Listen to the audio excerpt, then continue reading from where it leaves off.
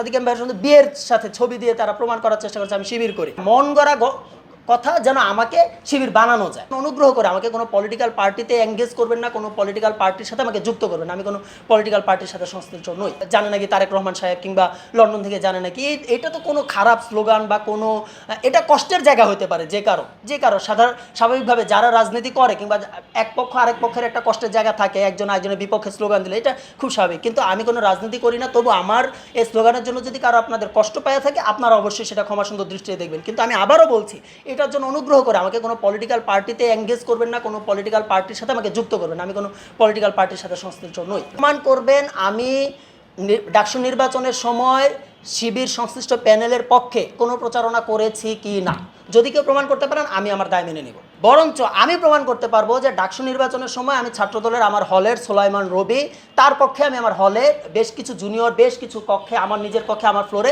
অসংখ্য জায়গায় বলেছি এই ছেলেটা ভালো, এই ছেলেটাকে তোমরা ভোট দিবা।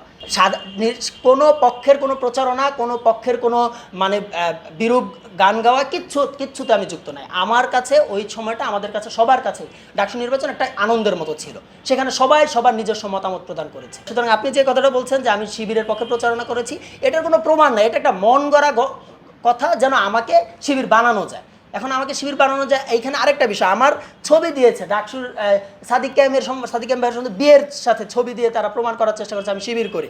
সাদিক কাইম, আমি যখন গত কিছুদিন আগে একটি ইন্টারন্যাশনাল অ্যাওয়ার্ড পাই, ডাকসু থেকে আমাকে ডেকে একটা অ্যাওয়ার্ড দেওয়া হয়, একটা প্রাইজ মানি দেওয়া হয়, তাহলে সেই ছবিটা কেন দেওয়া হলো না যে সাদিক কাইম ভাইয়ের সাথে এই ছবি আছে?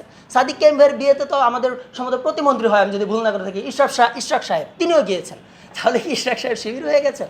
এখন উনি সবাইকেই দাওয়াত দিয়েছেন, তার পরিচিত বা তার যাদের মনে হয়েছে আমি একে দাওয়াত দিব তাকে দিয়েছেন, আমরা যাদের মনে হয়েছে আমরা যেতে পারবো আমরা গিয়েছি।